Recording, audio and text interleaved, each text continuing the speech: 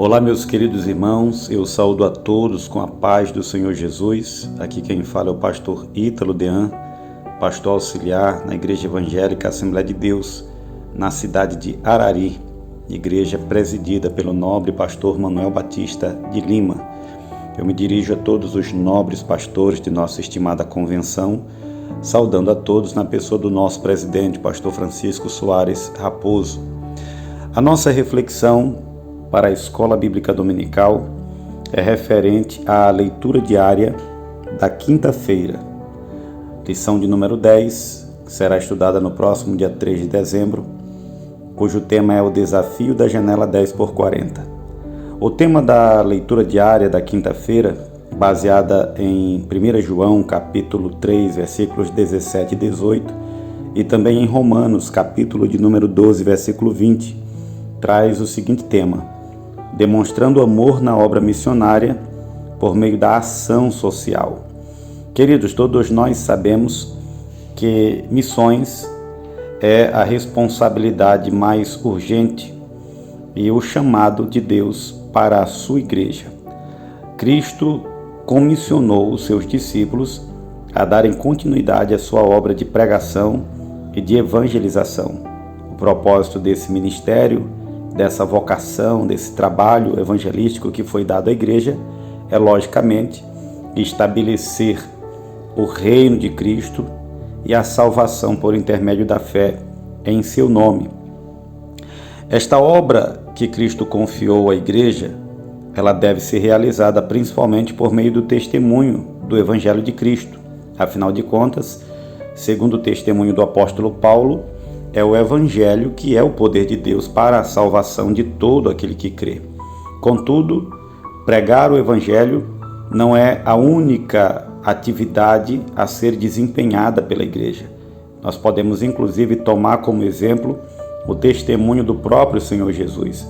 Muitas de suas obras, muitas de suas realizações registradas nos Evangelhos dizem respeito ao auxílio de pessoas em situações de necessidade.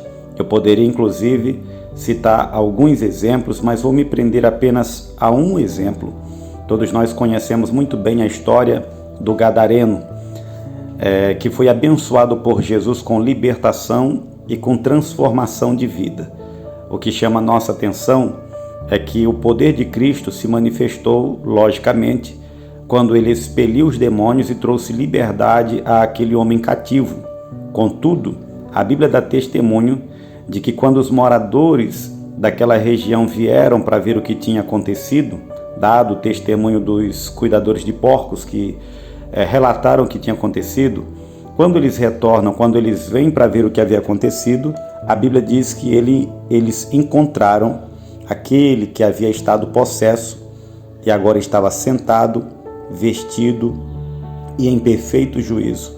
Chama a nossa atenção o fato da obra que Cristo realizou na vida daquele homem.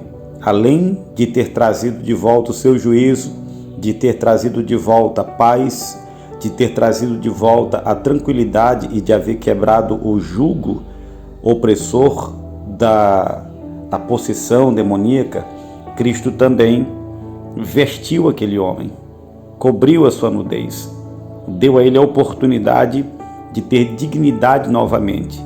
E isso é só um detalhe, mas que tem realmente uma aplicação profunda. Isso mostra que o interesse de Cristo era abençoar de maneira integral a vida daqueles a quem ele libertava, a vida daqueles sobre quem ele operava.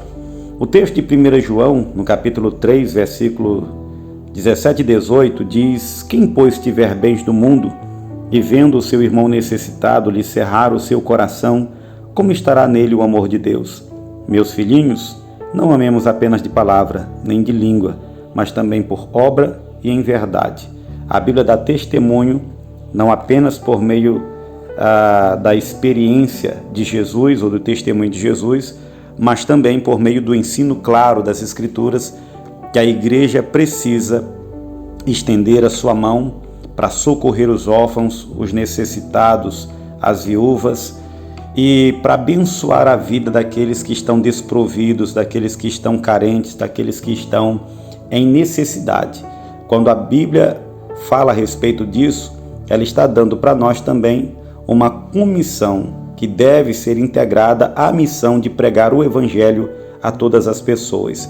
Uma vez que a igreja se nega a fazer esse tipo de obra, ela está perdendo a oportunidade de demonstrar o amor de Deus e o amor que ela própria precisa manifestar com respeito aos perdidos.